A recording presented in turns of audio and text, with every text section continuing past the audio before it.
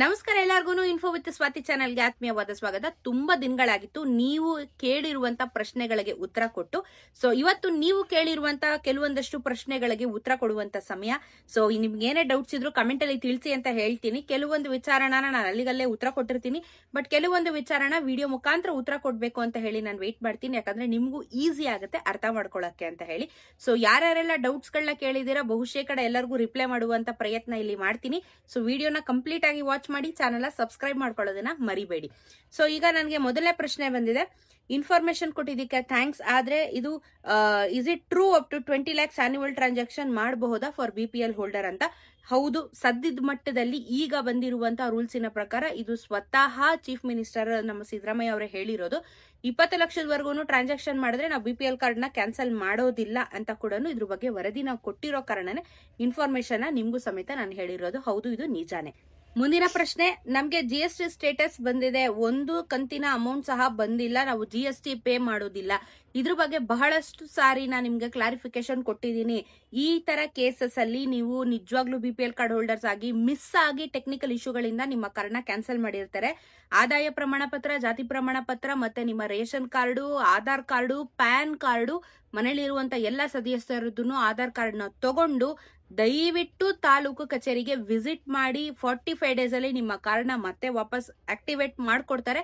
ನೀವು GST pair ಅಲ್ಲ ಅಂತಂದ್ರೆ ನೀವು ಪ್ಯಾನ್ ಕಾರ್ಡ್, ಆಧಾರ್ ಕಾರ್ಡ್ ಕೊಟ್ಟಿದ ತಕ್ಷಣ ಸರ್ಕಾರದವ್ರಿಗೆ ಗೊತ್ತಾಗುತ್ತೆ. ಬಿಕಾಸ್ ನೀವೇನೇ ಟ್ರಾನ್ಸಾಕ್ಷನ್ ಮಾಡಿದ್ರು ಇಡೀ ಪ್ರಪಂಚದಲ್ಲಿ, ನಮ್ಮ ಇಂಡಿಯಾದಲ್ಲಿ ಆಧಾರ್ ಕಾರ್ಡ್, ಪ್ಯಾನ್ ಕಾರ್ಡ್ ಇದ್ರೆ ನಮ್ಮ ಇಡೀ ಡೇಟಾನ ತೆಗೆಯುವಂತದ್ದು ಸರ್ಕಾರಕ್ಕೆ ಇದೆ ಶಕ್ತಿ. ಹಾಗಾಗಿ ನಮ್ಮ ಹತ್ರ ಡಾಕ್ಯುಮೆಂಟ್ಸ್ ಮಾಡಿಸ್ಕೊಳ್ಳೋದು, ಬ್ಯಾಂಕ್ ಅಕೌಂಟ್ ಓಪನ್ ಮಾಡಿದಾಗ ಪಾನ್ ಕಾರ್ಡ್, ಆಧಾರ್ ಕಾರ್ಡ್ ನ ಇಸ್ಕೊಳ್ಳೋದು, ಬಿಕಾಸ್ ನಮ್ಮ ಒಂದು ಡೀಟೇಲ್ಸ್ ನ ಟ್ರೇಸ್ ಮಾಡ್ಬಿಟ್ಟು ಅವ್ರೇನು ಫ್ರಾಡ್ ಮಾಡ್ತಾರೆ ಅಂತಲ್ಲ, ಬಟ್ ಅವ್ರ ಡೇಟಾ ಕೂಡ ಕಲೆಕ್ಟ್ ಮಾಡಿರ್ತಾರೆ. ನಮ್ಮ ಬಗ್ಗೆ ಅವ್ರಿಗೂ ಇನ್ಫಾರ್ಮೇಶನ್ ಇರುತ್ತೆ.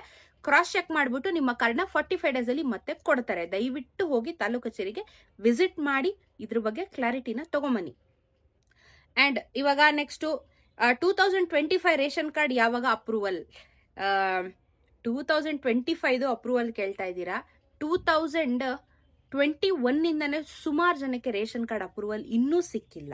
ಸೊ 2021 ಇಂದನೂ ಅಪ್ರೂವಲ್ ನ ಸದ್ಯದ ಮಟ್ಟದಲ್ಲಿ ಸ್ಟಾಪ್ ಮಾಡಿದ್ದಾರೆ. ಯಾವುದೇ ರೇಷನ್ ಕಾರ್ಡ್ಗಳನ್ನ ಅಪ್ರೂವಲ್ ಕೊಡ್ತಾ ಇಲ್ಲ. ಏನಕ್ಕೆ ಅಂತ ಅಂದ್ರೆ ರೇಷನ್ ಕಾರ್ಡ್ ನ ಕ್ಯಾನ್ಸಲ್ ಮಾಡ್ತಾ ಇದ್ದಾರೆ. ಇವಾಗ ನಾನು ನಿಮ್ಗೆ ಹೇಳಿರೋ ಪ್ರಕಾರ 14 ಲಕ್ಷ BPL ರೇಷನ್ ಕಾರ್ಡ್ಗಳು ಕ್ಯಾನ್ಸಲ್ ಆಗಿದೆ. ಕೆಲವೊಂದಷ್ಟು ಕಾರ್ಡು APL ಗೆ ವರ್ಗಾವಣೆ ಸಮೇತ ಮಾಡಿರುವಂತ ಸರ್ಕಾರ. ಸೊ 25 ಅಲ್ಲೇ ಆಗಿರುವಂತ ಕಾರ್ಡು ಅಪ್ರೂವಲ್ ಯಾವಾಗ ಅನ್ನೋದ್ರ ಬಗ್ಗೆ ಸರ್ಕಾರ ಇನ್ನ ಮಾಹಿತಿ ಕೊಟ್ಟಿಲ್ಲ ಅಂಡ್ ಗೊತ್ತಿಲ್ಲ. ಸೊ ನೆಕ್ಸ್ಟ್ ಅಪ್ರೂವಲ್ ಯಾವಾಗ ಬಿಡ್ತಾರೆ? ಅಪ್ರೂವಲ್ ಬಗ್ಗೆ ಸದ್ಯದ ಮಟ್ಟದಲ್ಲಿ ಯಾವ್ದು ಮಾಹಿತಿಗಳು ಇಲ್ಲ. 22 ಕಂತಿನ ಹಣ ರಾಮನಗರ ಜಿಲ್ಲೆ ಕನಕಪುರ ತಾಲೂಕೆ ಇನ್ನ ಬಂದಿಲ್ಲ, ಪ್ಲೀಸ್ ತಿಳಿಸಿ. 22 ಕಂತಿನ ಹಣ ನಾನು ಹೇಳಿರೋ ಹಾಗೆ ಗೃಹಲಕ್ಷ್ಮಿದು ಡಿಸ್ಟ್ರಿಬ್ಯೂಷನ್ ಪ್ರೊಸೆಸ್ ಶುರುವಾಗಿದೆ. ಬಹುಶೇಕಡ ನಿಮ್ಗೆ ಈ 15ನೇ ತಾರೀಕಿನ ಒಳಗೆ ಯಾರಿಗೆಲ್ಲ 22ನೇ ಕಂತಿನ ಹಣ ಬರಬೇಕಾಗಿದೆ ನಿಮ್ಮ ಖಾತೆಗಳಿಗೆ ತಲುಪುತ್ತೆ, ಯೋಚನೆ ಮಾಡಬೇಡಿ. June, July, August, September, October ತಿಂಗಳ ಹಣ ಬರ್ಬೇಕಾ ಅಕ್ಕ? ಜೂನ್, ಜುಲೈಯಿಂದ ನಿಮಗೆ ತೊಂದರೆ ಆಗಿದೆ ಅಂದ್ರೆ ಬಹುಶೇಕಡ ನಿಮ್ಮ ರೇಷನ್ ಕಾರ್ಡು ಕ್ಯಾನ್ಸಲ್ ಆಗಿರುವಂತ ಚಾನ್ಸಸ್ಗಳು ಹೆಚ್ಚಾಗಿದೆ. ಬಿಕಾಸ್ ಇವಾಗ ಬರ್ಬೇಕಾಗಿದ್ದು ಏನು ಸೆಪ್ಟೆಂಬರ್, ಅಕ್ಟೋಬರ್ ಮೇಲೆ ಫೋಕಸ್ ಮಾಡ್ತಾ ಇದ್ದಾರೆ. ಈ ಕಂತಿನ ಹಣ ಎಲ್ಲರಿಗೂ ಬರ್ತಾ ಇದೆ ಅಂತ ಅಂದ್ಮೇಲೆ ನಿಮಗೆ ಜೂನ್ ಇಂದಾನೇ ಬಂದಿಲ್ಲ ಅಂತ ಅಂದ್ರೆ ನಿಮ್ಮ ರೇಷನ್ ಕಾರ್ಡ್ ಆಕ್ಟಿವ್ ಆಗಿದೆ, ಡಿಆಕ್ಟಿವೇಟ್ ಆಗಿದೆ. ದಯವಿಟ್ಟು ವೆಬ್ಸೈಟ್ ಅಲ್ಲಿ ಹೋಗಿ ಚೆಕ್ ಮಾಡಿ.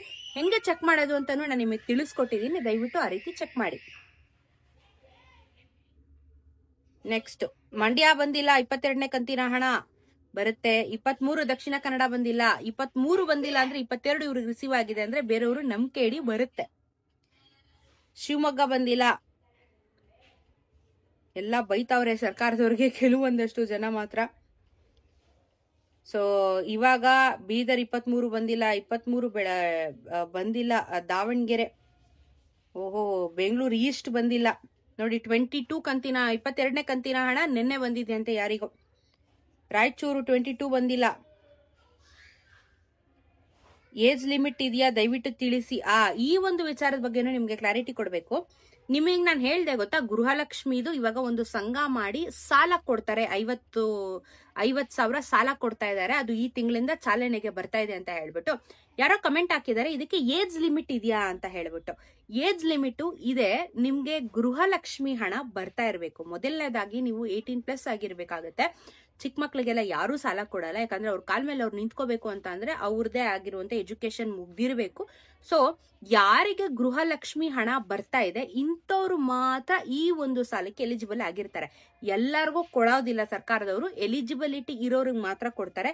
ಅಂಡ್ ಇದನ್ನ ನೀವು ಗೃಹಲಕ್ಷ್ಮಿ ಯೋಜನೆಯ ಫಲಾನುಭವಿಗಳೇ ಆಗಿರ್ಬೇಕು. ಕರೆಕ್ಟ್ ಆಗಿ ತಿಂಗಳ ಹಣ ಬರ್ತಾ ಇರಬೇಕು. ನಿಮ್ದು ಯಾವ್ದು ತೊಂದರೆ ಇರಬಾರ್ದು, GST ಅದು ಇದು ಎಲ್ಲ ಯಾವ್ದು ತೊಂದರೆ ಇರಬಾರ್ದು.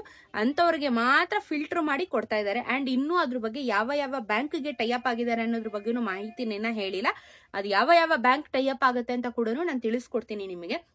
ಸೊ ನೀವು ಕೇಳಿರುವಂತ ಮೇಜರ್ ಪ್ರಶ್ನೆಗಳಿಗೆ ಉತ್ತರ ಕೊಟ್ಟಿದ್ದೀನಿ ಅಂತ ಭಾವಿಸ್ತಾ ಇದ್ದೀನಿ. ನಿಮ್ಮೆಲ್ಲರ ಡೌಟ್ ಕ್ಲಿಯರ್ ಆಗಿದೆ ಅಂತ ಕೂಡ ಅನ್ಕೋತಾ ಇದ್ದೀನಿ. ಏನೇ ಡೌಟ್ಸ್ ಇದ್ರು ಎನಿ ಟೈಮ್ ನನಗೆ ನೀವು ಕಮೆಂಟ್ ಅಲ್ಲಿ ತಿಳಿಸಿದ್ರೆ ನಾನು ನಿಮ್ಗೆ ಈ ರೀತಿ ಉತ್ತರ ಕೊಡುವಂತ ಪ್ರಯತ್ನನ ಖಂಡಿತವಾಗ್ಲೂ ಮಾಡ್ತೀನಿ. ಸೊ ಈಗ ಬರ್ಬೇಕಾಗಿರೋದು 22 ಕಂತಿನ ಹಣ ಕೆಲವೊಂದಷ್ಟು ಜನಕ್ಕೆ, 23 ಕಂತಿನ ಹಣ ಕೆಲವೊಂದಷ್ಟು ಜನಕ್ಕೆ. ತಲೆ ಕೆಡಿಸ್ಕೋಬೇಡಿ, 23ನೇ ಕಂತಿನ ಹಣ ಕೆಲವ್ರಿಗೆ ಬಂದಿದೆ, ಕೆಲವ್ರಿಗೆ ಬಂದಿಲ್ಲ. ಅದು ಟೆಸ್ಟ್ ಅಲ್ಲಿ ಇತ್ತು. 15ನೇ ತಾರೀಕಿನ ಮೇಲೆ 23ನೇ ಕಂತಿನ ಹಣನ ಜಮಾ ಮಾಡುವಂತ ಪ್ರಯತ್ನ ಮಾಡ್ತೀವಿ ಅಂತ ಸರ್ಕಾರದವ್ರು ಹೇಳಿದ್ದಾರೆ. 22ನೇ ಕಂತಿನ ಹಣ 15ನೇ ತಾರೀಕಿನ ಒಳಗಡೆ ಈ ತಿಂಗಳು ನಿಮಗೆ ರಿಸೀವ್ ಆಗತ್ತೆ. ತಲೆ ಕೆಡಿಸ್ಕೋಬೇಡಿ, ಹಂತವಾಗಿ ಎಲ್ಲರಿಗೂ ರಿಸೀವ್ ಆಗ್ತಾ ಇದೆ. ಸೊ ಏನೇ ಡೌಟ್ಸ್ ಇದ್ರು ಕಮೆಂಟ್ ಅಲ್ಲಿ ತಿಳಿಸಿ. ಸಿಗೋಣ ಮತ್ತೊಂದಷ್ಟು ವಿಡಿಯೋ ಒಂದಿಗೆ. ನಮಸ್ಕಾರ.